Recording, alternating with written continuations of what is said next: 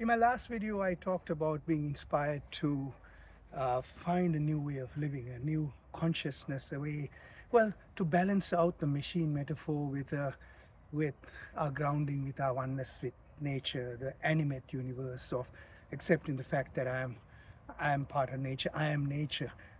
So I also left the conversation, left that video with a call to action, because it's not only about becoming spiritually grounded, but how do we show up in the world? What do we do? How can we be an example to others in living a grounded life? And notwithstanding the fact that it's a competitive, difficult, challenging world out there. Daily stresses are there.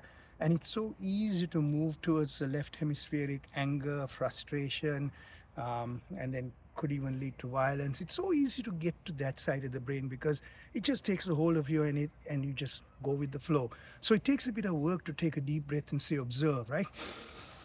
So observe as somebody is frustrating you, angering you, you then get a hold of yourself, your mind and body. You exhale and then realize our oneness with nature. Realize the power of that, the clarity of mind that we get when we do that, right? So what kind of action can we take?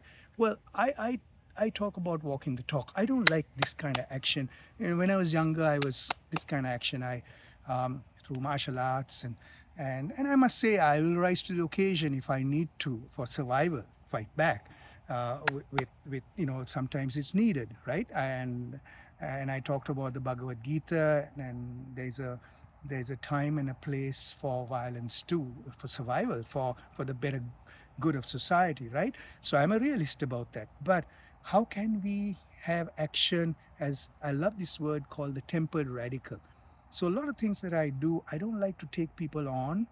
I like to model the behavior. I like to do things in a subtle, nuanced way, taking action. So writing blogs, but not attacking people in those blogs, but writing blogs based on facts, based on having a clarity, based on the historical perspectives, based on rational and logical thinking, but also acknowledging the fact that we are spiritual beings where everything is gray, nothing is black and white, everything is nuanced. So I do write a lot of blogs. I am fortunate that I get in front of, especially between October and March, get in front of 20 to 100 people for one day training programs. And I have the good fortune of being a mentor and a coach to a lot of people at different levels. So all of those are great opportunities for me, and getting on podcasts and even doing these videos are subtle ways of influencing all of us to really find that what I call the power of balance, right?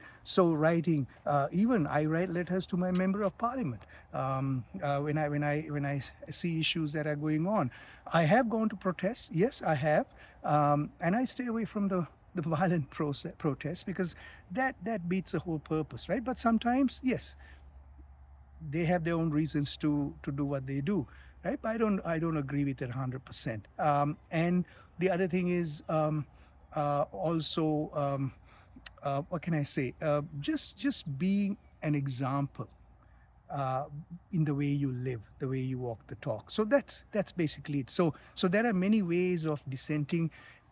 You have the extreme rebellion from one side, especially youth who are rising to the occasion to dissent, to softer ways of dissenting by being a tempered radical. So be well, be happy, take a deep breath, say, observe, exhale, and find that mental clarity and grounding to be able to do that well.